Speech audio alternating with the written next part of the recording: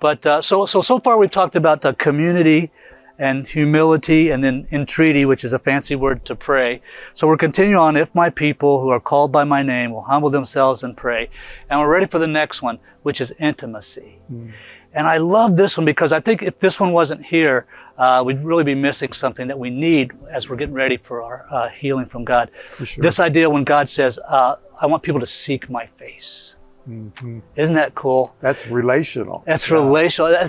And you can't, seeking someone's face, the idea of that is to get so close to another person that you can see the pores in their skin and you can feel their breath on their face. And that's how close God wants to come to us and how close we can get to Him in the midst of that. So the question I guess I would ask our friends is we've already said you're going to need healing. The pain's going to come into your life. Jesus said, in this world you have trouble. So to me, the best thing that you could have going for you is, do you know God? Yeah. Do you know Him? Right?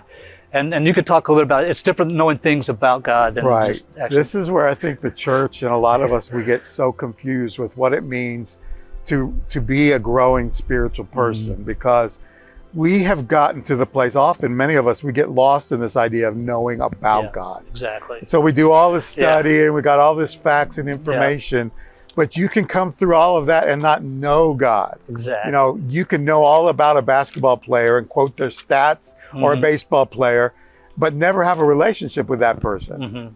And this knowing God is about seeking His face, getting to know Him in a relationship, not more information, not Bible trivia. Not just Sunday school answers. Not Sunday school answers, but do you know Him?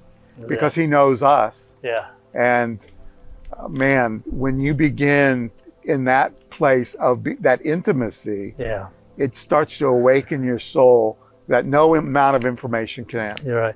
And it's so different, in the midst of your pain and suffering, talking to someone who's a stranger versus someone who that you know, right? Someone, it's not like you're asking for something from someone that you've never talked to before. You're like you said in one of the earlier messages, Papa, Abba, Father. Abba. You know Him at that level, and so God's saying that we need to seek His And face. honestly, that if there's one thing that I could say has happened to me over the last 12, 13 years, it's this growing intimacy with God. My prayer life is deepened. My sense of His presence is far greater than I ever had. And although I probably wouldn't put my hand to say, I'll go through this again. Right. None of us wish for that, right? I believe that the benefit of what has happened in my relationship with God is far better than the pain I've been through. Right.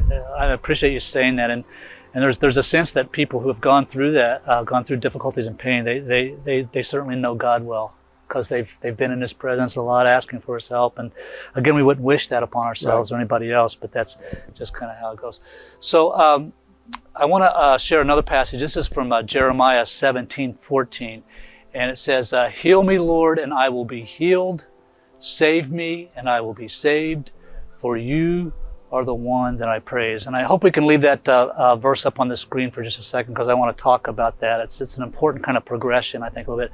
As you know, I live in a new house now, Mark, and so before I knew the whole thing had to be painted, and so I went to Home Depot, and I'm looking at the paint brushes and the rollers, and they have three things. They have good, better, and best. And so when I look at this passage, I don't know if it's still up or not, but Jeremiah 17:14, to be healed is a good thing, right? To be saved is a better thing. But to have a life filled with praise and a life where you know God, where you seek His face and you're intimate with Him, that's the best. And nothing in this world or nothing or nobody can take that away from us.